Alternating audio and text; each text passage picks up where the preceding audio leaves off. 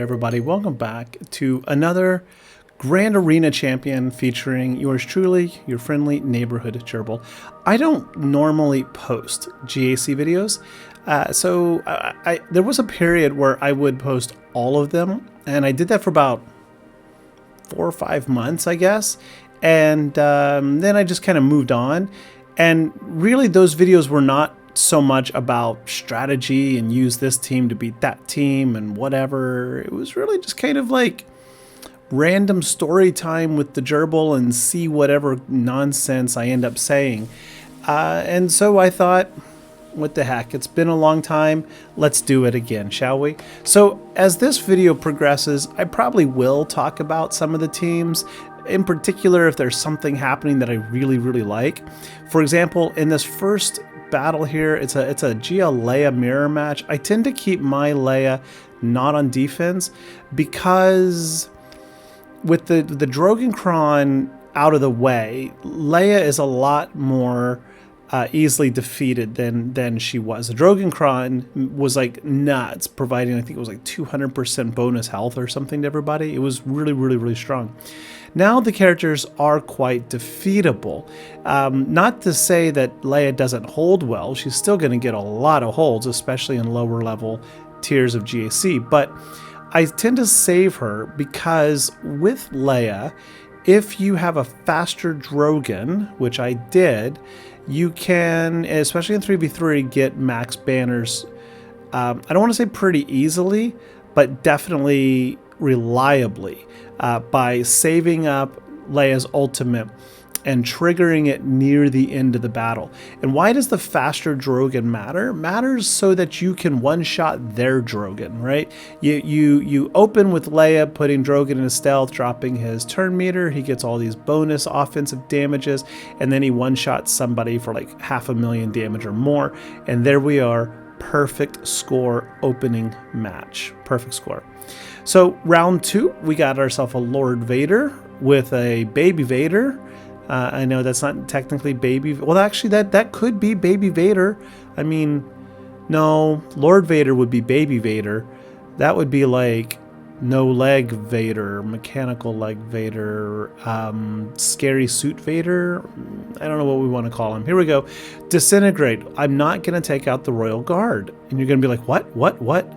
Because Fennec is just going to like walk right through the Royal Guard without much trouble. I mean, seriously, if you can punch your way through the Galactic Legend, then you can punch your way, or in this case, kick your way through a Royal Guard, right?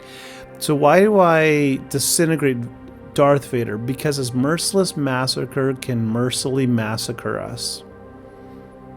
I know, that was really deep, wasn't it? Very profound. Yeah. Folks, if you're not putting Maul on defense with Vader, this is what happens. Like, Maul and a really fast Thrawn completely shuts this down. 100% shuts it down. And I could be wrong, but I will not even try this match against Maul and... who's the other one I said? Thrawn, right. Yeah. So at that point, I had taken the lead. I was 5 points ahead. I was like 222 to 117 points. And I actually just put the game on pause. And I like kind of went off and did other stuff for a few hours. I thought I'd let it sit there so that maybe my opponent can see like my superior efficiency and make them contemplate how their 2 wins versus my 2 wins they're already losing. Sorry, Tavo. But I do hope you saw that. It's always good to contemplate one's efficiencies, right?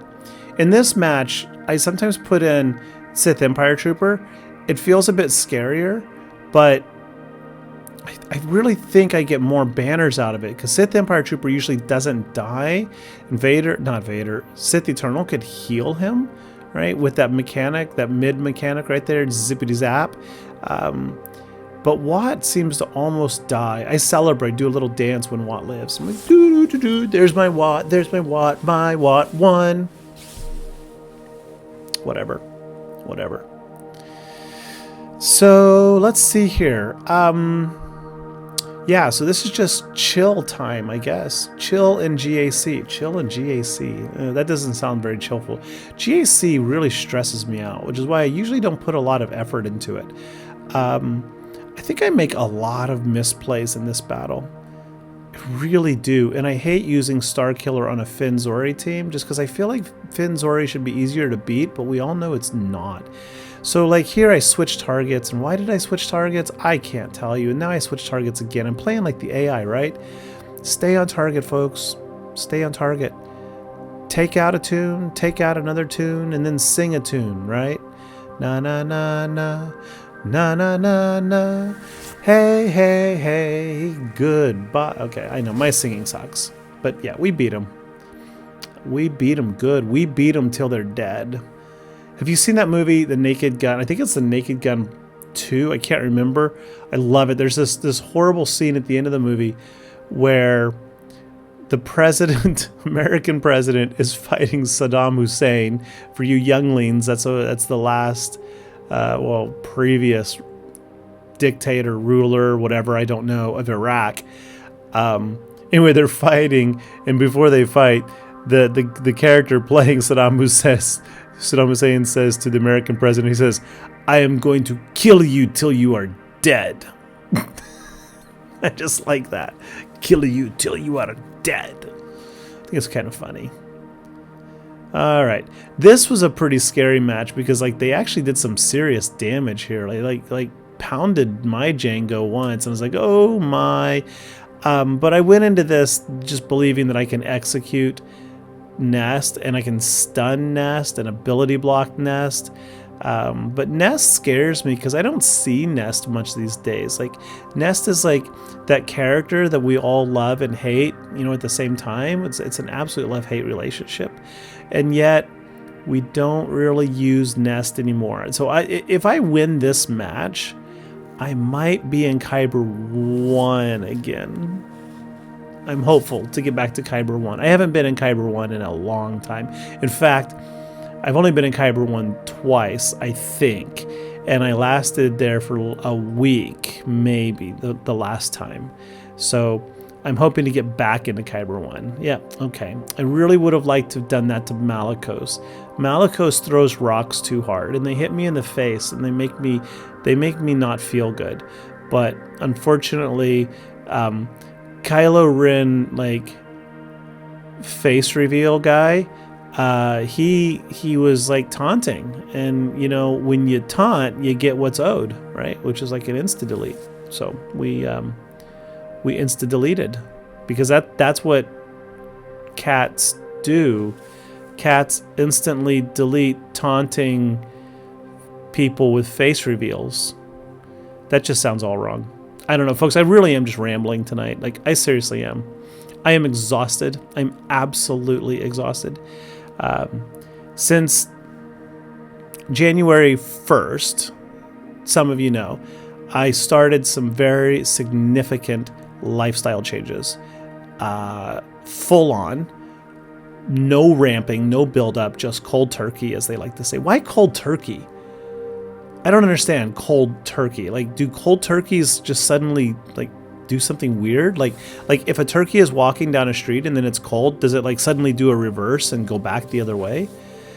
That would just be weird. I don't understand that phrase, cold turkey. Anyway, so January 1st, I was flying across the Pacific Ocean on New Year's, and I missed New Year's. And the airline put the food on the plate in front of me, one of the mid-flight meals, and I looked at it, and it's, you know, it's not bad, but it's meh at best. And there's always like a little candy bar, chocolate cake, something. And I just looked at it and I thought, none of this is really likely healthy. Why am I eating it? And there's a very deeper thing that happened. I lost my brother, as some of you know, 6 years ago. This February, in fact, 6 years ago and 5 days ago. And I turned the same age that he was this year in January, which is part of the stress and the troubles I've been feeling this year. He was 45. I just turned 45. And like, I knew this day was coming. I knew that I was going to be the same age. But when I got to it, when I had my birthday this year, it wrecked me. It just absolutely wrecked me knowing that I was the same age as my older brother was. And of course, that led to a lot of introspective wondering and life analyses and all that. But anyway, building up to that birthday, it was January 1st. I was on the airplane. They handed me this food, and I looked at it, and I thought, this is mostly rubbish.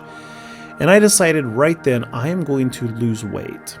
I've thought about it. I've wanted it. I've pretended to try and lose weight. Not literally pretend, just, doing a poor job of actually trying. And so I committed right then, I'm not going to eat any more crap food. For how long? I don't know. Initially, my goal was just January. I just wanted to see what could happen. Can I get through January, which included my birthday, without any crappy food? And it turns out the answer was yes. I went cold turkey, for lack of another word.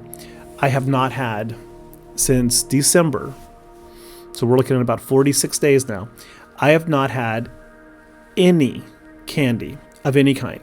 And I'm a chocolate nut. So none. No chocolate. No M&Ms, no candy bars, nothing. No hard candies. No sugary treats. I gave up all processed food within the limits of my abilities. By that, I mean, if I have access to alternatives, I eat the alternative. If I'm at somebody's dinner party and they are serving food, I'm not going to be rude and not eat it, right? So, that being said, of course, I'm going to limit my portions. So that has happened once. And I had a slice of pizza. Ooh, boy, right? I had a slice of delivered pizza, just one. But yeah, so absolutely no alcohol, save a glass of red wine on New Year's Eve, Chinese New Year's Eve, because this is the Chinese holiday, so it was last week. My in-laws and I went to a nice little resort and had a beautiful, huge meal where everybody was eating just every extravagant dish you can think of. And I was eating cucumbers, squid, zucchini. Yes, squid. Yeah, you heard me right. Grilled squid, not deep fried with chocolate or something bizarre. But it was grilled. But yeah, tomatoes, squash, fresh okra, not the slimy, yummy stuff that we have in Oklahoma. Corn on the cob. My whole in-law family just looked at me with the big giant WTF, bro. There's this amazing stuff out there. The dessert bar was bigger than my apartment, I think. And I didn't touch it. Didn't touch any of it. Did not eat my own birthday cake. I bought birthday cake for all of the teachers on the floor of my school where I work. I bought birthday cake to share with all of my students. It's just an annual tradition I do. I share every birthday. I buy cake for my students. Just always thought that was a nice thing to do, right? And I didn't eat any of it. Pat myself on the back. I've lost just over 7 kilos in 7 weeks now. 7 kilos in 7 weeks? No, 45 days divided by 7 is 6 weeks. So 7 kilos. So it's about a kilo a week, which for my fellow Americans, that's about 2 pounds, just over 2 pounds a week for 7 weeks straight. I've also been moving a lot more. According to my handy dandy Apple Watch today, I've got 11,000 steps, which is on the low side. So I need to get my step count up. But yeah, so no fried foods, no foods cooked in oil, no processed food. That means no crackers, no cereals, no crunchy crunchies. Every single day is my goal is to get food straight from the plant or basically the dead animal to my plate. And it's actually been really good. In the beginning, the first 2 weeks were just miserable. But I honestly swear that right now, I feel stronger, healthier, more energetic. Mentally, I am faster. I am recalling things better. I am more focused. Everything from the physical side seems to be really good. I might as well name this Food Time with the Gerbil and GAC. Anyway, whatever. It does leave me though really tired at night. You know, when you limit your daily calorie intake to about 1,400, which is my goal, and I frequently am well under that because I'm eating so many greens. Like I'll fill up on cucumbers and tomatoes, and then I'm like, oh, wow, I'm full, and yet there's nothing there, and I know that. So then I end up snacking. But I think that's okay because it's all still healthy stuff. But anyway, yeah, moving on. So this battle was, this was almost my first loss of the match. At least, I don't know if it really was. It feels like it could have been. It was really scary. I did not mean to put Piet in there. Like, the ideal lineup here, I think, is Veers, Gideon, Dark Trooper. I could be wrong. Maybe Piet is better. But I think that this would have been faster with Gideon stripping away their turn meter and then just outright killing Echo over there. I think that's Echo, the one in stealth. Tech, sorry, Tech. I always get them confused. So yeah, I think that Gideon would have like stripped away the turn meter. Then we would have done a punchy punch, and then another punch, whatever. And I think we would have killed Tech. And this would have been a little bit easier and faster. Yeah, we really weren't in too much danger. It just feels scary there with Wrecker wrecking, right? And what we don't want him to do is that AoE thingamabob that just hurts. So not too bad. We only lost 2 banners. So what do we got here? Mon Mothma versus Phoenix. This was... I chose Phoenix because it's fun. I like to play Phoenix, but what I discovered is against Mon Mothma, it's a lot less fun. See, when you got Chopper or Ezra, or Chopper and Ezra, the taunt is not so bad. You can take it away with both of them. But when you have Kanan, Hera, and Captain Rex, it's a whole lot harder to get around that taunt. The most effective way seems to be to just kill the taunting character. So... yeah, we had to do that a bunch, and it boringly ran the clock down, which is why I've actually accelerated this 1.25 normal speed. If you were curious, yes, it is going faster. We also lost a fair amount of banners in this battle. I think we're going to get 54 banners instead of 57. And actually, I know we win this battle. Tavo, since recording this, has made 5 or 6 more attacks. Good job, Tavo. You killed a few teams, but you did drop a battle, which guarantees the win. Because I'm not going to drop anything. Sorry. It's just the way the cookie crumbles, bro. That's the way the cookie crumbles. Why do they say cookie crumbles? Why not cracker? Crackers crumble too, you know. Dry bread crumbles. Croutons crumble. Oh man, I haven't had a crouton in, we're going on almost 2 months. You know, another thing that I eat is a crap load of fruit. I have a goal to maintain 5 different fruits a day. And there are various dietitians who will tell you different things about fruit. Well, here's one thing I'll tell you about fruit. If you want to know the place in the world that has the longest longevity, longest lifespan of the world, and overlapping that with most, like, how can I say, active lifespans, meaning that they're like really old and still highly functional. There are several hot spots in the world. I think they call them actually blue spots, really, but one that stands out is Okinawa, Japan, ironically where my brother was born. Okinawa, Japan has an incredibly high number of centennials, people who hit 100 years old, and their diet includes an enormous amount of fruits. I read somewhere that they eat on average 7 different fruits a day. So while fruits do have a very high sugar content, it's not processed sugar, it's a natural sugar. And while I don't know if it's really, really good or not for you, again, I like the results that I'm getting on my diet. And every day I eat an orange, I eat a pear, a Chinese pear. It's very different from Western pears, trust me. It's different. It feels more like an apple, but it's not. It's a pear. I've talked to ChatGPT about it. We've had extensive conversations to confirm it is indeed a pear. Yesterday I had blueberries, pineapple, pomelo. Sometimes I have dragon fruit, orange, nectarine, strawberries, honeydew melon, cantaloupe, and watermelon. It's pretty much the primary gist of it. But you know, one thing, if you ever have the chance to get to Asia and visit Asia, one thing you will notice is fruit is a staple in their diet. Unlike in America, it's like, I got $1. What do I buy? Not anymore, right? 2024. I got $5. What am I going to buy? A candy bar or a banana? Oh, that's another one. I have bananas. Most people opt for the candy bar, which is honestly cheaper for some reason than most fresh fruit. It should not be that way. I mean, all the different processing and mixing and ingredients and packing and wrapping and shipping and printing the labels and things. It's stupid that that is cheaper than junk food or more expensive than junk food. It is. It's weird. So, but not here. Not here. Fruit is readily available on every corner store, on every single block. There's little like fruit stores everywhere. It's great. Hey, look at that. Absolutely just destroyed the Marauder. I love it when we can do that. You know what's funny is the Chimeara is a hard counter to the Leviathan if you have the right lineup. So when I hit play on this one, I was like, Leviathan versus Chimeara. I was kind of nervous about this, and yeah, it turned out to be really easy. I mean, there could be a lot of reasons for it. I actually don't even know what the Chimeara counter is. I'd have to Google that one. I'd have to like go watch some other content creators and awesome people who have posted, you know, their own experiences. I know people in my guild talk about it all the time, and then we use it in territory wars, but I couldn't tell you what it is. I have no idea. Don't ask me. Seriously, I don't know.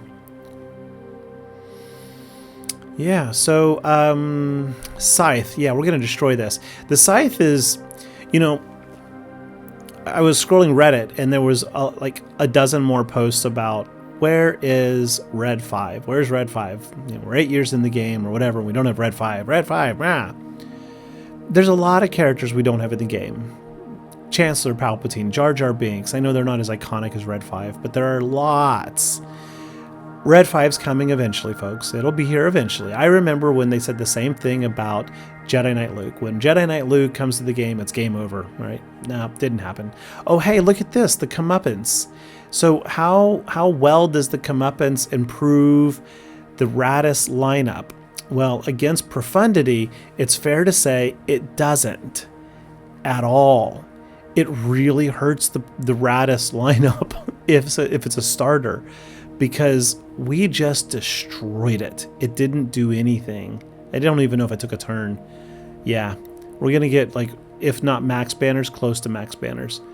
I'm pretty sure I could have got 77 banners, maybe even 78 banners if I had been brave and just, like, come in here with just Outrider and Falcon, which is totally a thing. You can totally do it. I've done it. I got a whole video on that. If you're curious, 78 banners with Profundity.